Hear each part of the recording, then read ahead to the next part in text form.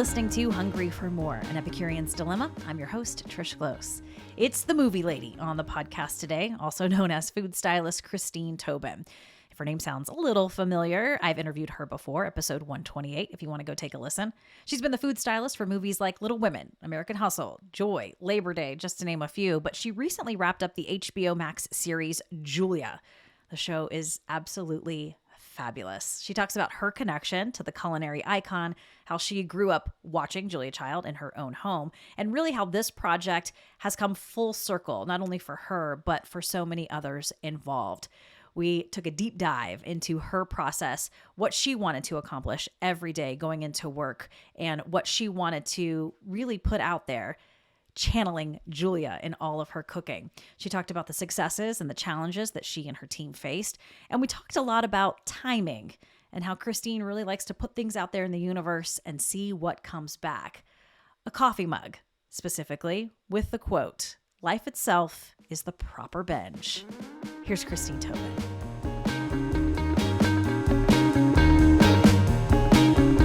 Hello, beautiful movie lady. How are you? I am excellent. This is my it's what I lovingly call the pod hole. But do you see who's behind us? That's Julia. Yeah, perfect. It's so perfect. It's your little nook. It is. And her cookbooks are behind you too. Yeah, yep. Perfect. Let me put on my nerd glasses really quick. Yes, Christine Tobin, thank you so much for chatting with me today. I actually have interviewed you before, episode 128. If anybody wants to go listen to that. But for those of you who don't know you, and if her name sounds familiar, it's because she's been interviewed a lot lately for her work recently in the HBO Max series Julia, which is all about Julia Child, really about her adventure and her journey on TV, right? It's not so much about her life. It's really about the TV series where most of us, that's where we know her from. The birthing of the French chef. Exactly. But you're a food stylist. I love that you call yourself the movie lady because you truly are. You did food styling for Little Women, American Hustle, Black Mass, Labor Day. I mean, the list, it's a big old list. I just wrote down a few. But again, you recently wrapped this HBO Max series. We're going to talk a lot about that. I first want to know, when I talked to you last, I think it was a year ago, this was all kind of still in the works, right? I think I had just gotten, I think Little Women had been released, so we talked about it, and I think it was a hush in the works. And I wanted to share with you, but I couldn't, that a phone call had come my way with this exciting production. So that happened in January, and then we started shooting, and then 2 days into shooting, we had to close down for COVID. So that's right. Like many, we were super affected by it. But yeah, so that was then. This is here we are now. Here we are now. Out there in the universe. You literally just wrapped this, right? Like a few weeks ago, right? Oh no, this was October. You wrapped in October, but it just launched. Yep. Just a few weeks ago. So there was 3 episodes the first day of the release, and now it's on every Thursday at 8:00, and we're approaching episode 5 out of the 8 episodes in the series. So we're in the thick of it. I know you've watched. I know you've seen it, right? Okay. What do you think? I'm really proud of everyone's super hard work. And again, I don't want to make this into a pandemic conversation, but I reflect back and forget like there was this like bump in the middle of our road, and to have made this really beautiful piece of work in storytelling through all the hurdles is pretty remarkable. Mm-hmm. So yeah, I'm super excited about it. You should be. Take me back to when you got that email. I'm always curious how folks like you, incredibly talented, and yes, you are connected within this industry, but how did the folks over at HBO Max say, she's our gal? Christine Tobin and her team, we want them. How did that happen? Do you know? I just received a phone message from one of the local producers, Dorothy, and she told me about the pilot. At that point, it was just a pilot. Mm-hmm. Um, and before this job, I only had the help of sometimes one person or sometimes two people on set, and that only happened recently with Little Women. So this was a full-fledged department that I was heading, and it just sort of wasn't designed that way. It was just sort of this natural happening within the production team. So I received the call, and I said I would love to do it, and I just remained on standby or on a hold until the dates came and the script came. And then once the pilot was wrapped, we were in a holding pattern again to see if the series was being picked up by HBO, which it was, and then it was a full-on 6-month endeavor. So that was last April into October. I was on set. But as far as to answer your question, I'm the only person in our local IETSE with the craft of food stylist. And I'm super proud of it. And so I think, that's partially the reason, but also having worked on so many films here, I think they knew that they could trust me to take care of Julia and everybody. Well, I was going to say, I mean, it's your reputation, right? I mean, it's your reputation of hard work. It goes back to the basics of being a professional and having that reputation and being a great person to work with. But I'm not going to lie, I've always wanted to open my inbox and have that email that's like, we want you. So, I mean, I'm just like, I mean, it makes my stomach kind of just like flip because I know that had to be incredibly exciting. No, I was sweating. I mean, I got off the phone and I was calm. And then when I got the call, actually it was a text from the co-production designer, Stephen Cooper, saying, "Hey, it's a go. Has anyone reached out to you because we'd like you to return?"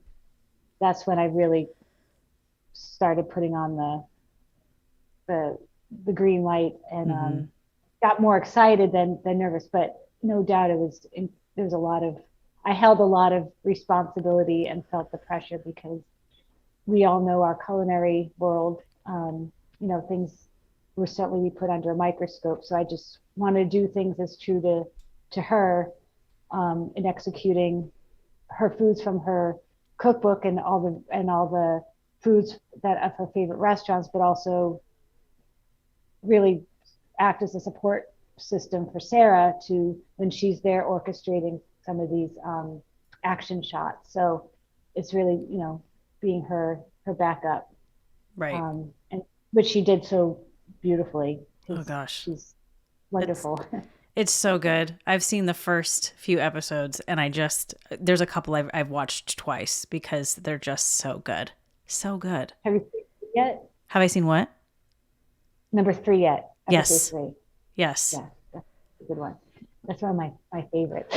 Remind me, is number 3 the one where she holds the cooking class? Is that number 3? Yeah. Uh-huh. So good. Yeah. It was so good. It was so much fun. And it was well planned and thought through with, all departments and the director who's Melanie Mayron and for that, because we had different directors for each episode.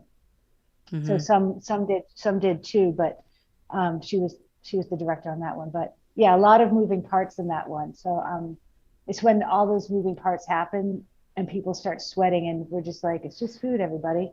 Let's just bring down the temperature and we got this. So and it was great. Right. And to be so excited to work on the show with the focus on Julia Child, but also having watched so many of Sarah Lancashire's work through the BBC network, like her as an actress, I'm like, oh wow, she's awesome. And then to be working with her throughout this whole thing, it's like she's amazing. So that's incredible. Let's go back a little bit. I do want to talk about this series because I have a bazillion questions, way more than we both have time for. But you watched The French Chef actually growing up, right? Like, I mean, it was on in your house. Yes. Yeah. And I think I've interviewed the guy, the executive director from the Julia Child Foundation, and they have a podcast and they ask everybody their Julia moment. And I think even if you've never met her, I believe if you are a food nerd like we are, everybody has a Julia moment or a Julia connection, right? Because she kind of pioneered so much especially for women. That was really your connection, right? I mean, she was in your house, your parents cooked her recipes. I mean, her cookbooks were there. That was your connection to her. Yeah, and I met her as well. And one of my prized possessions in the kitchen on set was one of her cookbooks signed, because they had gone to a dinner that she was hosting as a fundraiser down on Cape Cod in Brewster. But no, I mean she was just, it was PBS, first of all, was always on in my house. So we woke up to, you go from Sesame Street and Yep. Mr. Rogers, Yes. and you get older. And you're like, oh, so what's this Bob Ross painter man? And then goes Julia Child right after. So, our weekends were, that's when we would really be listening and watching her more. But no, she was part of, our weekly routine. And, I didn't realize it at the time, but having watched, Bob Ross played before Julia, and I would sit on the carpet and draw along with Bob Ross's instruction. And then, fast forward a little bit, like in home economics, I would, you'd come home with the recipes that you made in class, and I would sit in the kitchen making my family the macaroni and cheese or the little French muffin things dipped in butter and cinnamon sugar. But I would mise en place and work through the recipe in my voice. Like I end up adopting her voice, and pretending while staring straight ahead that I was her, that I was performing the process of whatever it was that I was, making or pretending to make. I was a kid. So I'm one of many who grew up emulating her a bit. Mm-hmm. And then my path went into art. And I think back then there wasn't really any, men were cooks. Women were not, exactly. Supported in the same way they are now to get into the culinary arts and understood it as an art form in itself. But but somehow it was definitely a full circle moment for me working on this, for sure. And it brought every single element of my past and my education and my restaurant work, and my personal chef work, and anything I've ever done sort of came shining through on the, with the position that I had on this show. That's got to feel so good. It feels really good. I'm not going to lie, because, there's many times, especially someone who went to art school, would be like, well, I guess I just blew, still paying the student loans, and like, I guess I'm still making things, right. Sort of. Yeah. But here, there were moments that I tuned into myself and said, oh, this is exactly where I was meant to be right now. God, that's incredible. Congratulations just on that. I mean, that's for sure. Thank you so much. That's when I pinched myself. It's not when the phone call came in. It's those moments that I just feel really lucky that I'm able to do something that I really love to do. I bet. This is super cheesy. Were you channeling her a little bit through this project? Oh, yeah. I think there were times I'd be like, what would Julia do? I was just going to ask you that. I was just going to say, did you say, what would Julia do right now? What would Julia do right now? Like, everyone's hair is on fire, because in a way, like my role in the show and my team's role, like, it's really no different than the French Chef. You you are prepping foods, you're preparing the set, for set dressing of all, because I was responsible to bring in all the foods that were on. French chef or in her kitchen or whatnot, and all the background busy things. And then the men, the camera, I don't want to call them cameramen. The camera team would show up, the DP who happens to be a man. So like all these, my cast of characters were very similar to Julia's cast of characters, where, I had to, smack the DP's, little on the wrist for eating a cookie or grabbing a piece of cheese or something. Like there's always, it was very, it definitely was mirroring in certain regards, like what her set was like all those years ago. So we had a lot of fun. Oh, I'm sure you did. And I've been keeping up with your social media platforms, especially on Instagram. So I've been seeing a little bit here and there of what you've been up to. Paint me a picture of the set, because the kitchen, as I understand it, where you're working, your office has to be really close to the set, right? Because we're talking about food here.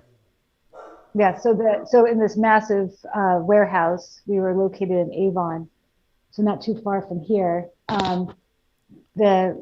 The set that was built with the specifications that I requested, which I was like just so thrilled that even happened. Was set in the back of the warehouse, and on sort of either side of me, if you're facing the length of the warehouse, Julia's house was on the right and her kitchen, and WGBH was out the door to the left. Okay. And then straight ahead was the Henry IV, so their favorite restaurant. Right. So we were centralized in between, like kind of like I want to say triangle, but yeah, we were the base of those three locations.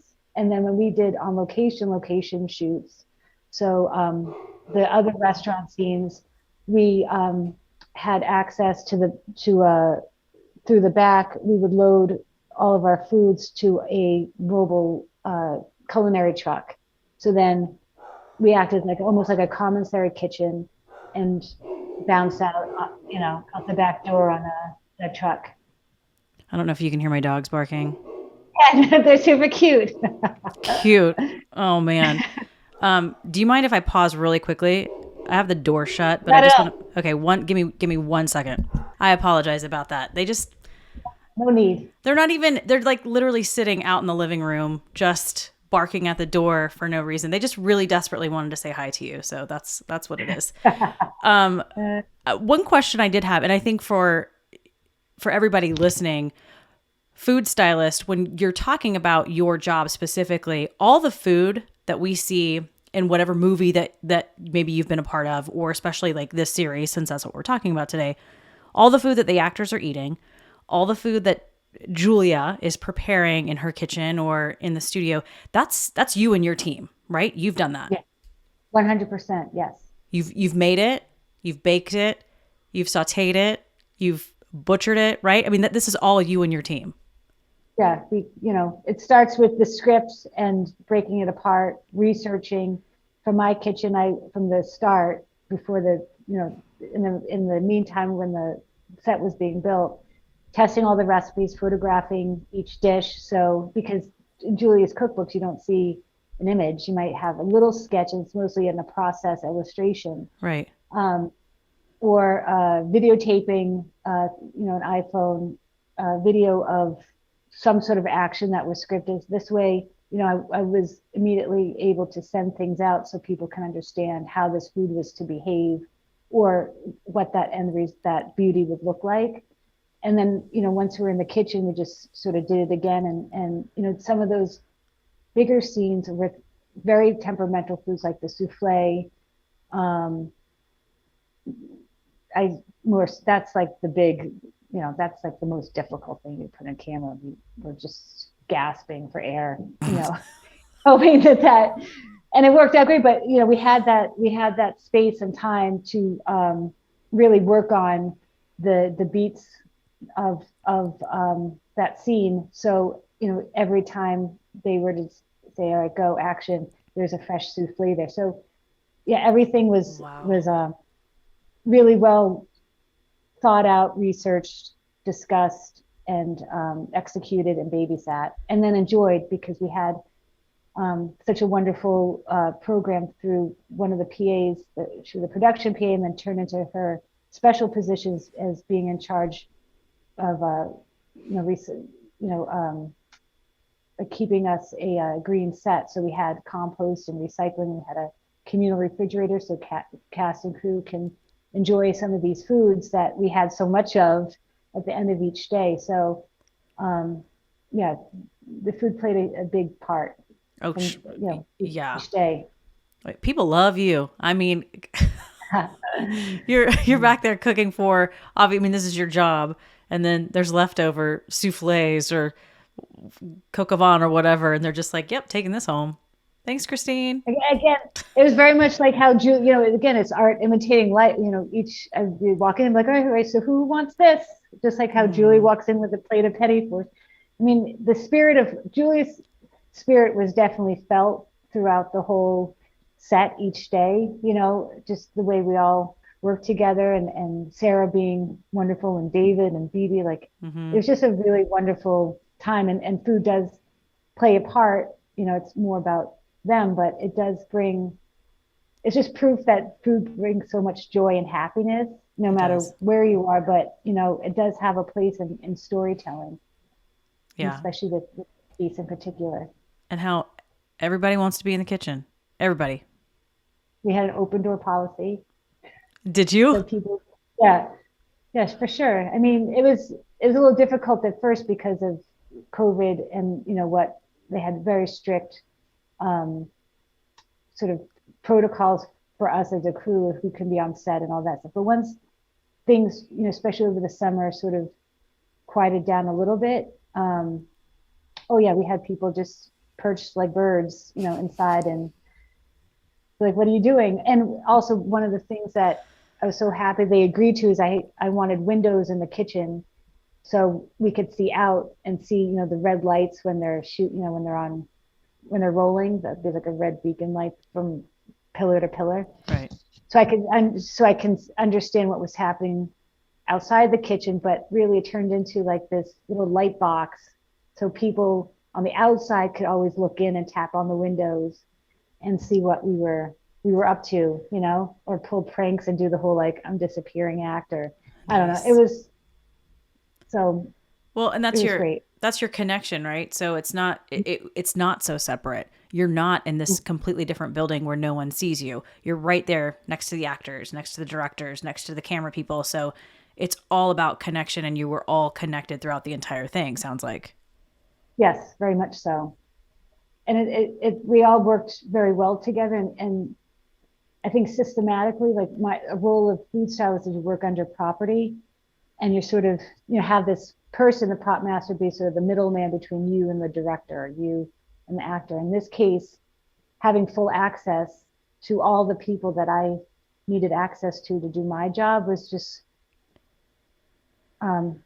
welcomed, and I don't think I could ever work differently again, no matter what the project is, because it's just super helpful and it's rewarding, and it's just I like to call it I was brought in the stew. I was brought into with all the other bigger thinkers as to how the show was to be made. So I learned a lot, and I appreciate that availability. That's amazing. Everybody in the pot. I know from interviewing you in the past, you're a little different when it comes to food styling because of your philosophy. The food has to be edible, no matter what. There's nothing funky going in your food to make it look prettier, to make the souffle not sink, right? I mean, it's the real deal. It's the real deal. Although there's one special ingredient that's a delicious, edible, spreadable ingredient that we did put into the her souffle, just so it can stabilize and not sink right away. Eventually it did sink. What? I'm not ready to give up the secret. No way. I love that. I could tell you, Trish, but I would have to kill you. No, I love that. No, There was just there was that is one time, and we had to do it. I mean, we tested that recipe over and over and over again, and it's just the one thing like we just have to do. We even tried Susan Spungen's pâte à choux, because in Julie she had a pâte à choux dough instead of a souffle, and it's it could stay there for days. And because it was scripted that Julie was to go in with a spoon, it had to be a real souffle. Right. So a pot of choux dough is like a cream puff kind of dough, right? yeah, exactly. Okay. But like, yeah, it's just like this wet dough that just puffs and gets all airy and bulbous. So, which is brilliant, but it couldn't work for us because the spoon had to go in it. And honestly, from nuts to bolts, like everything was her recipe. I was going to The ask chicken, you that. the croutons, like everything. Honestly, it's because I was so scared to do anything else. And I just wanted to be as authentic. I had the power to be authentically her. Does that make sense? Like no one was asking me to change things. No one was asking or expecting me to make something up. Like I was there to prepare her food, and why stream away from that when I just felt it was my responsibility and due diligence to do her right, I agree. So and there's a couple of drops of gel food coloring in the raspberry mousse, and that was just to enhance the raspberries because we use fresh raspberries and they don't have the same color. So for the camera, so just a couple teeny drops. You're forgiven. It's okay. Thank you so much. You're forgiven. No, I'm an open book. I'm an open book. I do agree, though, to be anything less than authentically Julia. I mean, it's a show about Julia Child. So you could have easily, I don't want to say cheated, but you could have easily cheated with, the beef bourguignon or something and added different ingredients to make it easier. Because I've attempted her recipe for beef bourguignon. Oh my God. It's wow. So you could have easily cut corners, but that wouldn't have been authentic, like you said. Yeah, we were given the opportunity to be. That's how I looked at it. Like I'm given this opportunity to be here and represent, and we were given all the equipment, the space. We were given everything that was needed to execute her recipes. So to show up and not deliver on that I just felt that I would just feel really dirty about Icky. it. That's just not. Yeah, totally icky. Super icky. Yeah. Well, I think that's that just shows how incredibly successful you are. Speaking of the souffle, I think I read you guys made a ridiculous amount of souffles. We made a lot of souffles. I mean, also because we were also testing it so often, just to get it right. And also, and what was great was, Chris Kaiser was there, Daniel Goldfarb was on set every day. So anything that we were testing, especially to Daniel, because he was so enthusiastic about the foods, but especially the sweets and anything chocolate. So we would go up to him and say, so this is this turn. And yeah, no, I can't tell. I've been asked so many times about how many pounds of butter and how many eggs and other ingredients we used on the show. And I wish that we kept a tally, but honestly, we're just so busy. I do know that the raspberry mousse, so just to put this in perspective, and it's because twice I had to have someone go back and get more eggs and more raspberries. We went through 750 eggs for that one, because it was the hottest day of summer and the air conditioning in the building was like malfunctioning, like just for a couple hours, just enough of the day that it just made everything sink or separate. So we were just constantly making raspberry mousse and fresh whipped cream over and over and over and over again. So for one, crazy, it's completely bananas. 750 eggs. I mean, then yeah. So it's safe to say you guys went through a buttload of eggs and a buttload of butter, period. And onions. And she loved cooking with onions. Yeah, Lots of onions, onions. onions, and everything. Random question: do you cry when you cut onions? Oh yeah, Me too. like a baby. Every time, like bawling, like snot, tears, No, every time. nothing more. I put my glasses on and they don't work. It doesn't matter. Maybe if I had goggles on, but no. No, And they have like the trick is you can't go. You're supposed to just stay right at the paper of the onion. If you go that extra wet layer, that yeah. there's like membrane between the paper and the onion itself. It's when you remove that, that's where all the I could be wrong. If there's like some scientists out there that say Christine Tobin, you are wrong. But that's just my myth. So Well, I try not to break that like there's some membrane thing that I just try to avoid and it never works. I mean, I've done onions in the fridge. I've done the breathe through your nose only. Um, I've done all of it, and it does not matter. It just doesn't matter. I mean, tears rolling down my cheeks every single time.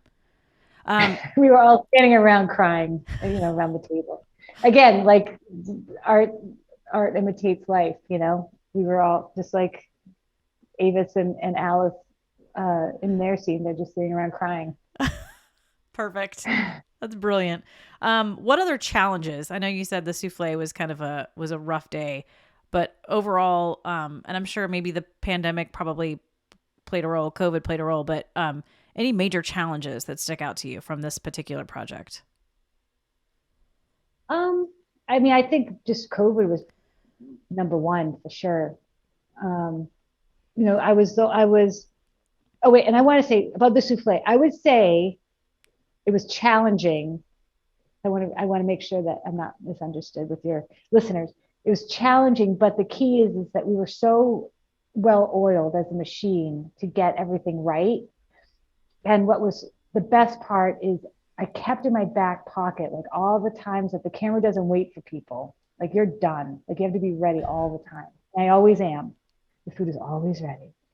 But for this one scene, I was like, okay, guys, I'm going to take out my chips and say this, you have to understand the beat of this food and how it reacts to just sitting there. And we would just sit all staring at it with a timer on. I'm like, so see, like it starts thinking.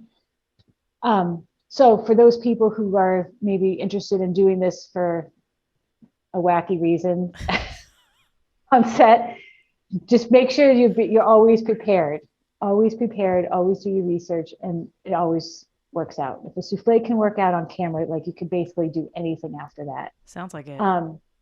But as far as other challenges, I think we had the availability of a space and equipment and manpower that I everything was always sort of just executed smoothly, and I just think that COVID really just put a huge damper in how many people were allowed on set. Like I'd be the only person, so just communicating. Although the kitchen was right there, I had to find, on my cell phone, trying to get or the walkie, trying to get in touch with my team if I needed something. So you had to go through all these hoops and ladders just to get the simplest thing done at times. But hopefully that'll change. Yeah. Well, gosh, yes. Let's hope that'll change. Were you also supporting, any of the actors who were handling all of this food, specifically the actor playing Julia, of course, but was there ever any guidance from you, like do it this way or no, do it this way? So talk to me about that. Well, Sarah's just a natural, so we would just talk about we'll touch with each other before each scene that she had to handle food. And usually it wasn't a day or anything before, it was moments before they began shooting. And that we would just sort of do like almost like choreographing a dance. She would just sort of work through her lines and say, okay, well, I'm going to do this, Christina. I'm going to turn around and do this, Christina. Is this okay? Like, is this correct? And then, we would work together in that way, and communicate that in that way. As far as the other actors go, David Hyde Pierce for I think it's episode 6, French Bread. He went home. He came in on, I think we started shooting the scene on a Monday. We had to have, because he was saying his husband and he were baking bread all weekend so he can best understand the process. And he was just so excited. Oh, he's just a dear human being. He was just so excited for this scene in particular because they were practicing. Mm-hmm. So, for those scenes, some things were actually scripted, but others were just like on that moment, like happy mistakes or them needing an action and them saying, Christine, what would be naturally something for him to do or for her to do. So, and then I would just see, here, hold this, right, rolling pin or something, the cooking scene, that was a big one because each person had to have something to do as an action. So, I worked with everyone on that individually, but it's surprisingly so fast and it's like whiplash, each I bet. scene. It really, I'm like trying to articulate, and I keep saying we get better and better articulating what it looks like and feels like in these moments, but it's really hard to because it just goes by so quickly. And well, and I'm sure you're so in the moment, right? You can't really be focused on anything else. You can't really be sitting there going, okay, how does this feel for me right now? What am I observing in all of this? You're so focused and in the moment, you have to be. So I'm sure everything else is just like blurry. I only can compare it or in relation to when I'm waiting on tables or when I would work in restaurants and when you're in the weeds, but your weeds, like you're totally calm and you're collected and you have a million things going on around you, but yet I find my greatest focus in those moments. And that's why it doesn't, like, though they sound hairier. I mean, I think anyone on the outside would be like, that looked really crazy, but I find it to me the most calming. Yeah. Believe it or not. So, and then that's when I just say, take this and do this and take this and do that. But yeah, that's actually a really good analogy because I've been there where you're just, when you're in the weeds and you're a server and you're just, there is no time to think. There's no time to reflect. You're just like, go, go, go, get it done. Yeah. you also have you're in a room full of people, and especially those like the ADs, the first AD, you have the director will pop in right at the moment that they start shooting, but it's usually like the ADs with their walkies and they're like, Christine, time.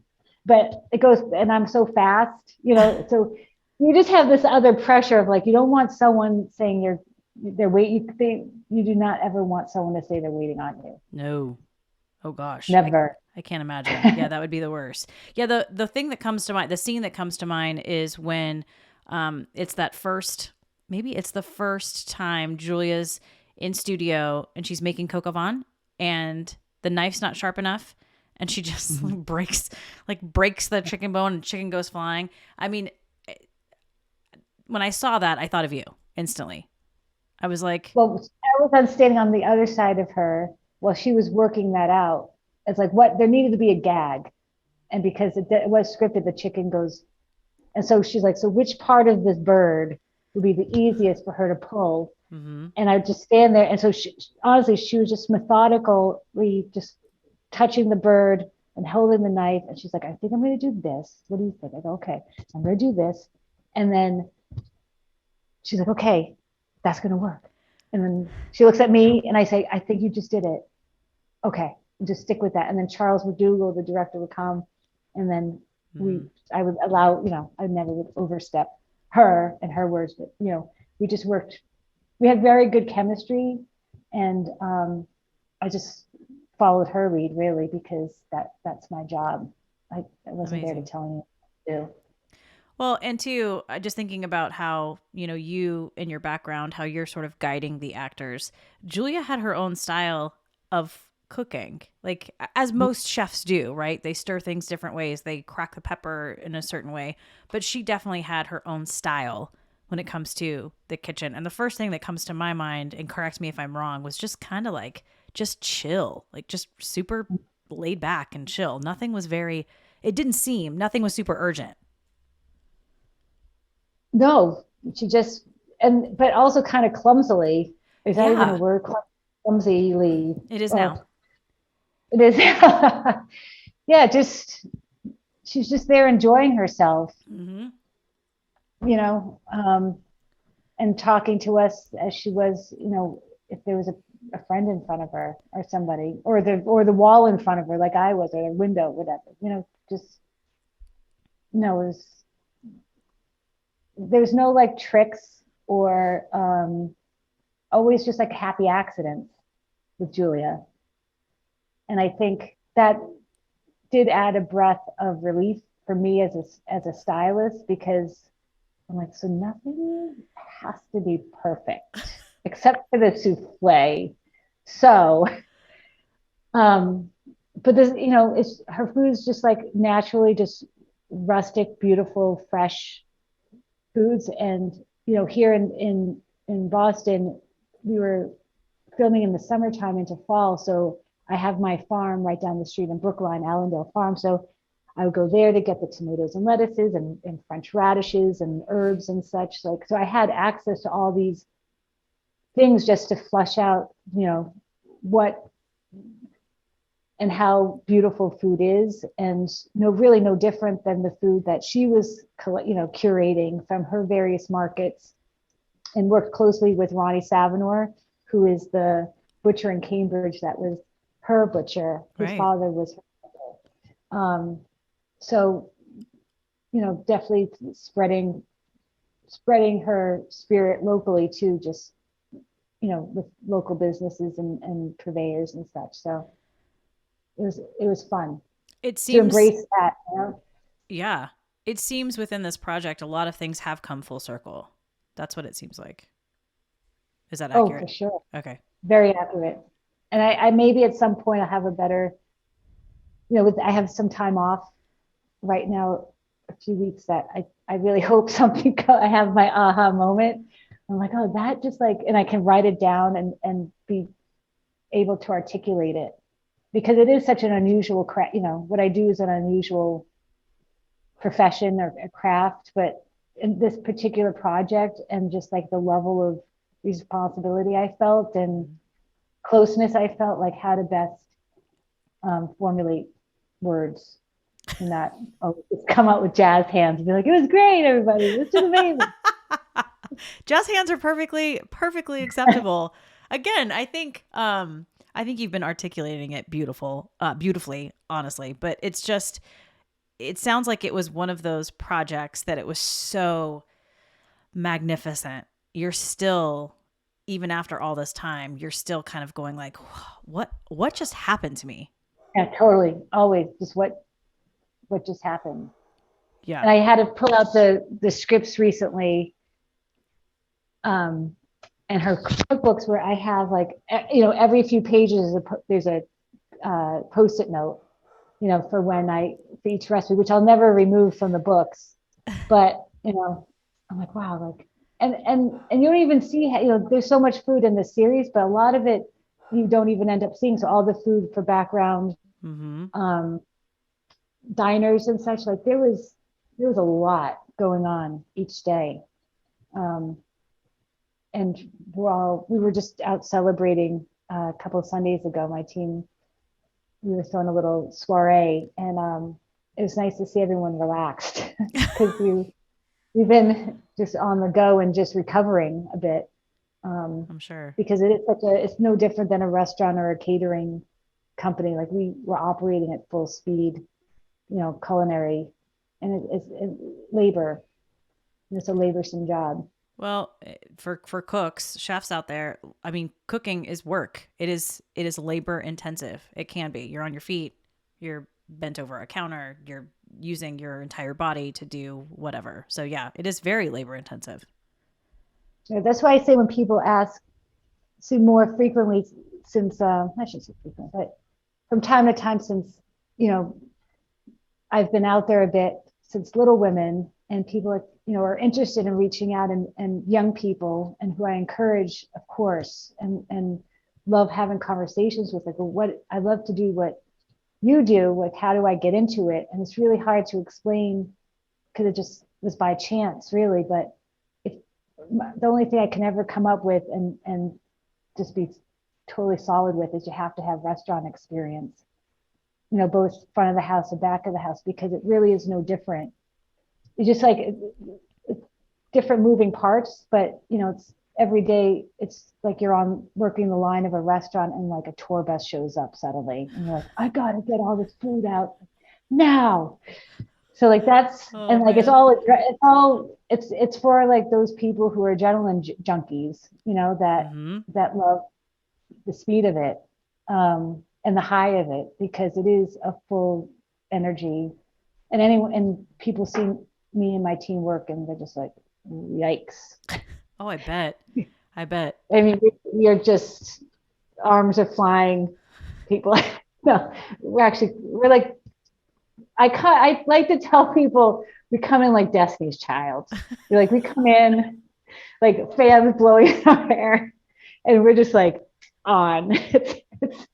You always get me, Trish. You get me very silly. Yes. But that's what I like to tell people. So every day that we have a big scene, I always send that emoji of like Destiny's Child, like doing like the wiggle, the fan in their hair. And nobody's ready for this jelly, not to a little reference to Destiny's Child. I love that. That's amazing.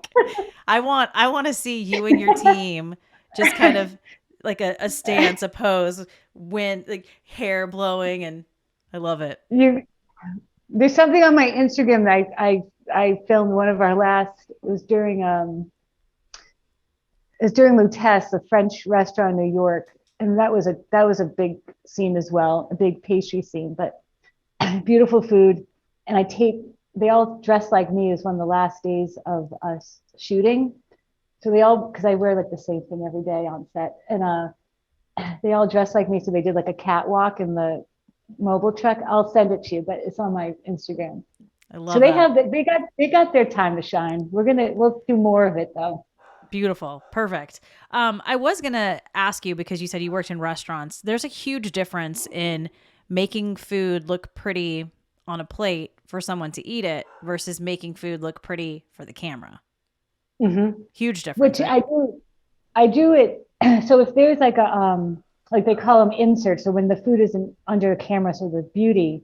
But then what you have to do if someone's taking a bite of it, you need to have that same exact plate. So you take a photo of the plate that you dressed or designed, whatever, styled, and hopefully there's a copy machine near you, and then you can get that, and then you have to replicate that same dish over like 20 plus times. So at any given, each bite that they take, you have to make the same dish, but then with that one bite removed, or whatever the situation is. Yeah. God, that sounds. Oh, that kind of just gave me a headache. Yeah, it's all continuity. So then it just tweaks into that whole like OCD brain that I can have from time to time, and then it comes into art making. Then just all the different brains get sort of get their pump going. Yeah, their moment in the sun. I was going to ask you about your Post-its. How many Post-its are in front of you right now? Actually, I have none. No, I have one. Okay. Oh wait, from last time? No, I posted in this cookbook. I don't have any actual Post-its. The last time we talked, I had my Post-its with my pen. No, I came in with a cup of tea. You were, and I encourage everybody. Christine and I first chatted last year, episode 128 again, and we had such a good time. We just, I feel we connected instantly. Yes. But the whole interview, she's got a pen in her hand, and there were Post-its everywhere. And so I just love that, because that's how my brain works too. That kind of. Oh yeah, because my guy is a PR gentleman, and he told me to think, because you were my only second podcast I've ever done ever. Thank you very much. Yes, thank you very much, because it's so much fun talking to you. But he's like, just think of some key points that you want to make, which I don't even think I got to, because I don't even remember what they were, or we did get to them, and I was just more confident. But I had in front of me all the Post-it notes. We had fun. We had fun for sure. I do briefly, because I've talked to a few people have said, who's going to be on your podcast next? And I said, Christine Tobin, look her up on social media. She's amazing. She's a food stylist. What is that? Well, for movies, for instance, all the food you see, like that's her. She's cooked it. She's baked it. You know, she and her team. But yeah, that's what, and everybody says, I never even thought of food stylists as a thing. That's a thing.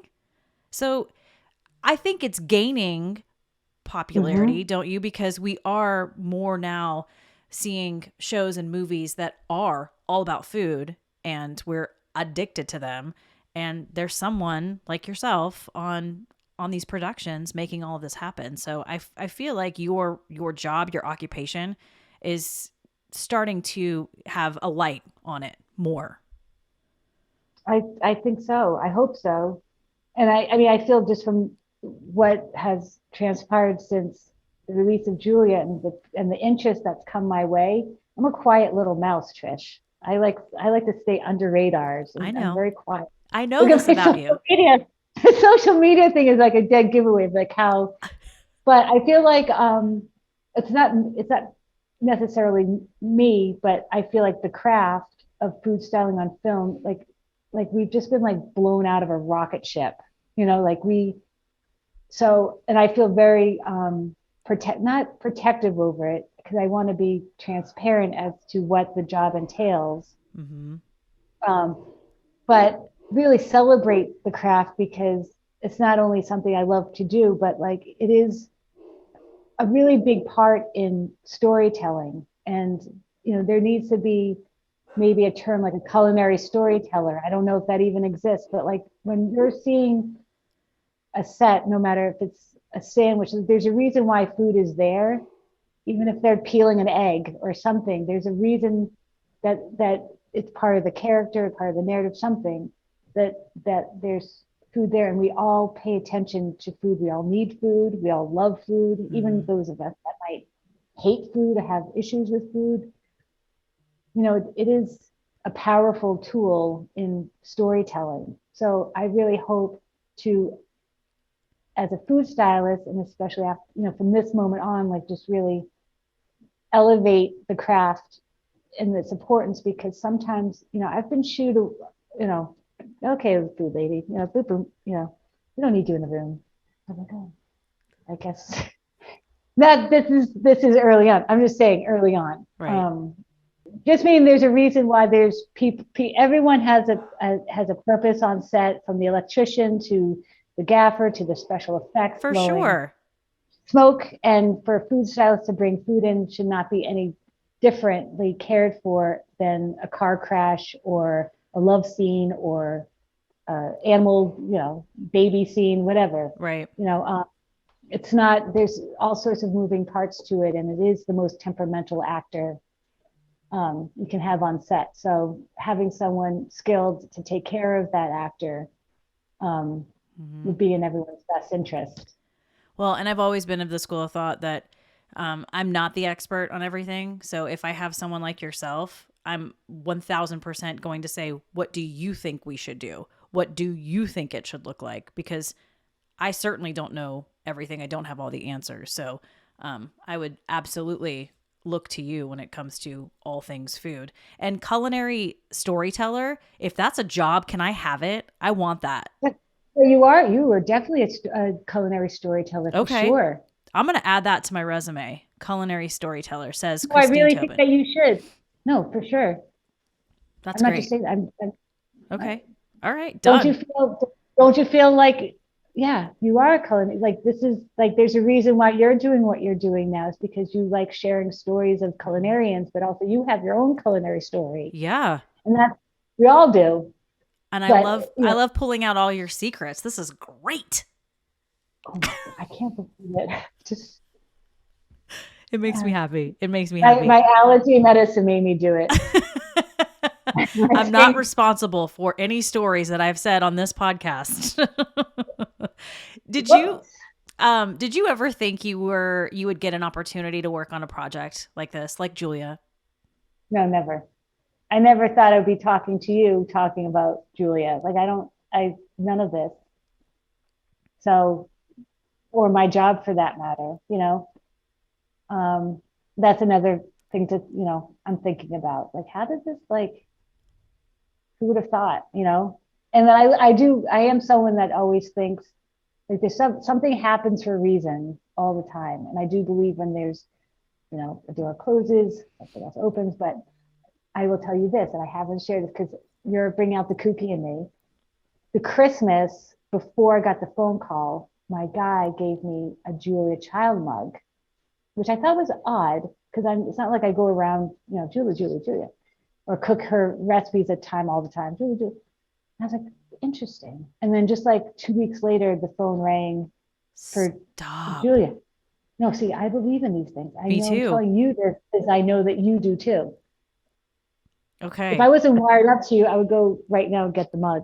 It's like, you know, with the little emblem and she's. I mean, if you want to take a second and go get it, I would love to see it. Seriously. Please do. This is why I love podcasting so much. This is the best. There's a kitchen shop where he lives, this lovely boutique kitchen shop. And so he got me, you see it? Oh my gosh. So out of Yeah. nowhere, he gets you this mug. Oh wait, what's on the back? So it's Julia Child. Julia Child was an American chef, author, and television personality who is recognized for bringing French cuisine to the American public with her famous cookbook and television programs. Her fearless voice allowed her to succeed in fields dominated by men at the time.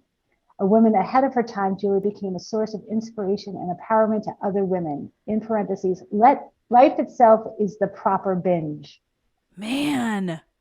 Well, I'm sure there were other mugs with other chefs or other iconic people, but yeah.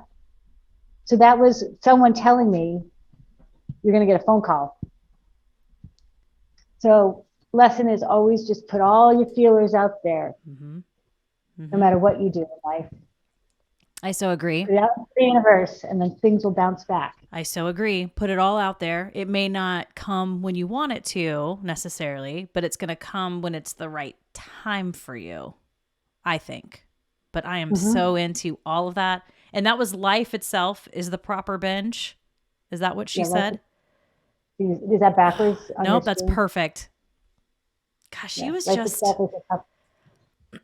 such an amazing human. That's a great quote. I'm definitely going to use that. But I do believe that yes, things happen to you, and things come at you in this universe for a reason. And I love that you got a mug really out of nowhere and then boom, phone call. It did happen just like that. That's so amazing. And I'm only sharing that with you because I'm like, other people, I don't know. Then I'll just go really on a tangent, and I should probably just not bring up the whole mug and like there's people, you know, angel, you know, but I believe in it. Christine, this is a safe place. I really, you are a safe place. Oh, I love that. It makes me so happy. We're going to wrap up, but I had a couple quick questions for you. A lot of people can see your work on the daily because you are the food stylist for Milk Street. So like online, that's actually where I saw your name. And then I went down that rabbit hole of like, who is this person? And I have to talk to her. Does Milk Street, like, I mean, how cool are they when you have these projects and you're like, I'll be back in a few months?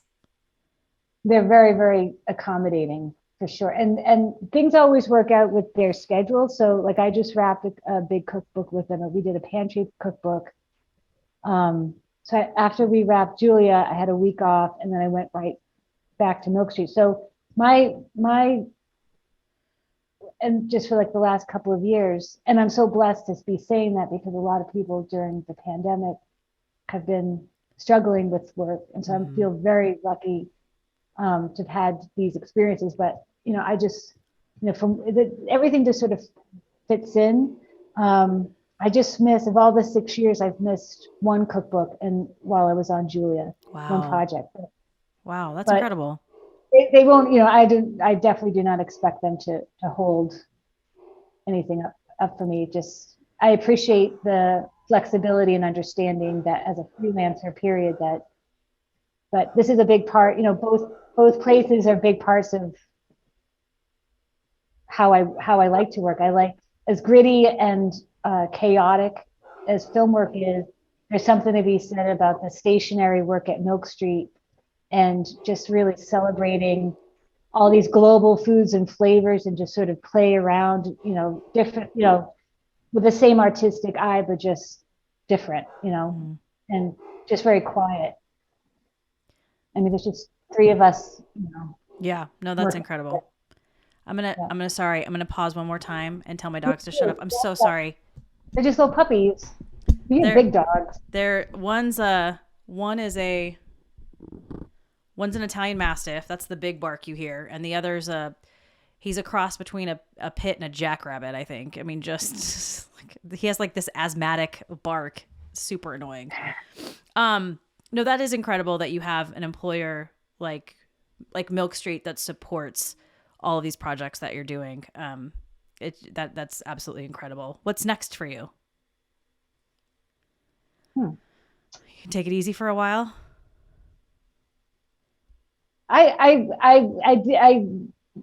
on a serious note, really thinking about how this all happened has made me think of my own culinary story and the path and what food means to me, and what food making means to me. So I've been putting my own pen to paper, and I would love to find ways to do more culinary storytelling. And I think my wheelhouse is definitely visually. So, with film work or something. So and I want to now push this experience into a place for me as an artist and a food maker that is more personal. Does that make sense? Yeah, I smell a book. I don't know if I'm a book writer. I don't know, but I'm definitely just feeling a natural. I just am in a place that feels really natural to sit and actually write things down and see where those things lead.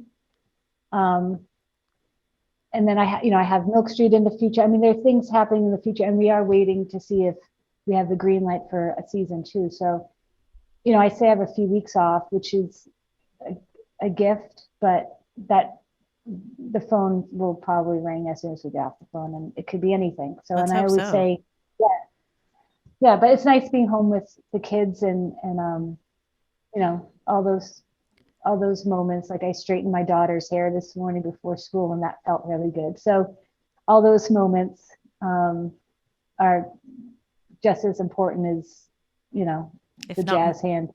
If not more important, right? Those are, yeah. Absolutely. And I'm lucky that they're as good kids as they are to, without their support and to go out and, do the job is for any parent, to have that ability is worth celebrating every day.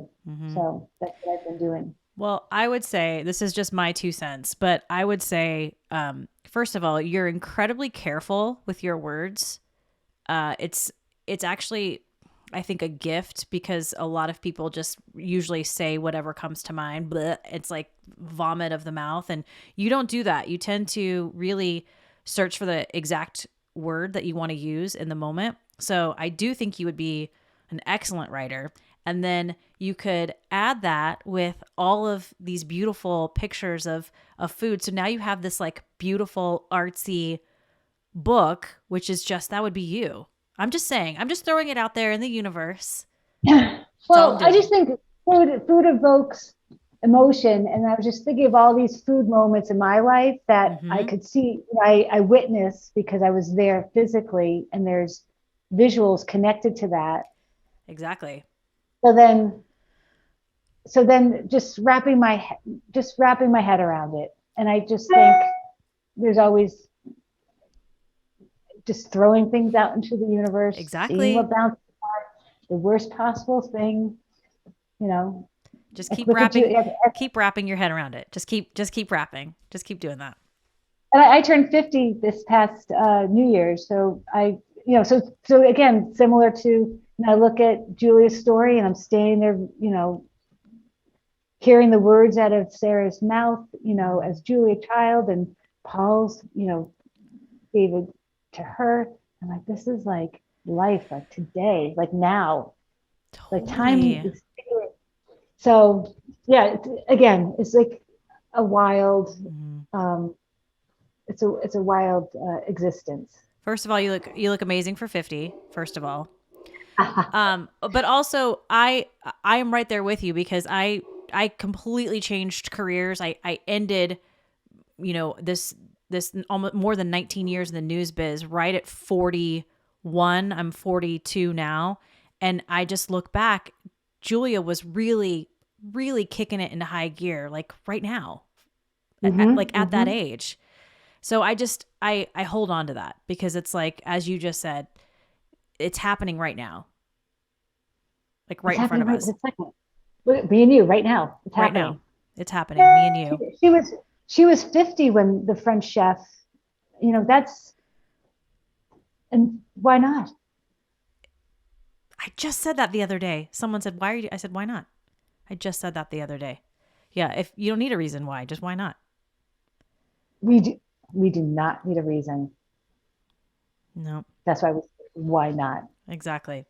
Um, well, it's really good to see you and catch up. And I was Nice so seeing you too. excited to all the news that I was hearing about Julia in the series. I just kept thinking about you and really wanted just to connect and hear from you how it went because let's be real, the actors on the series are phenomenal, but the real star of the show is the Yeah. food. Ah, just Well, saying.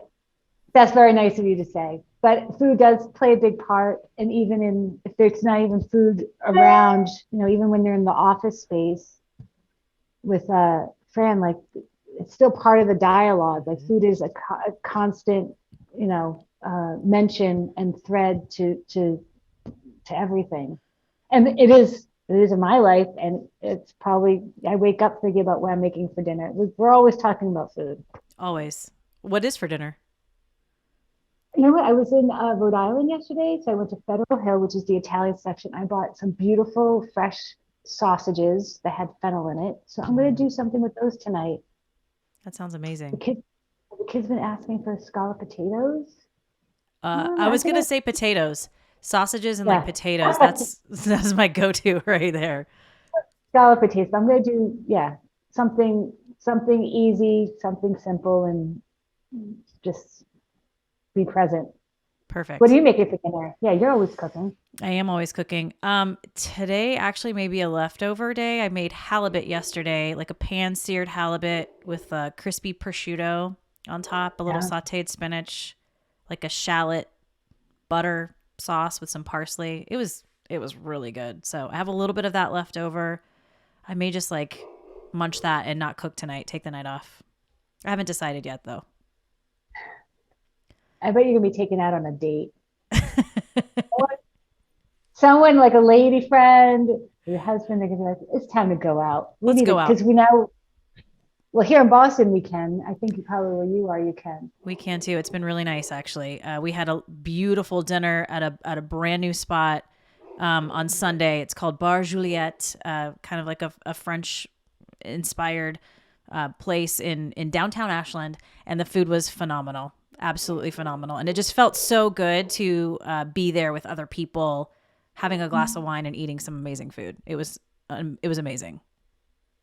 It's theater. You're right back in theater. I agree. I agree. Absolutely.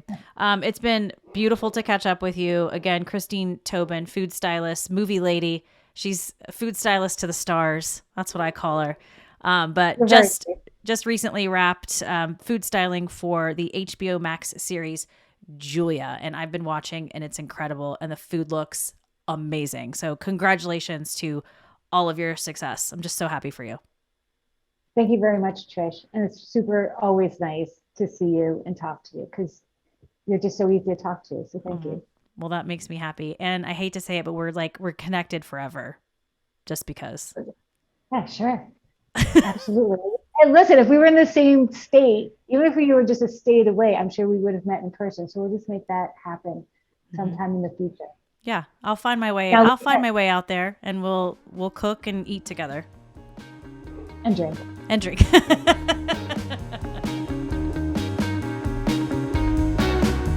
You've You've been listening to Hungry for More, an Epicurean's Dilemma with me, Trish Close.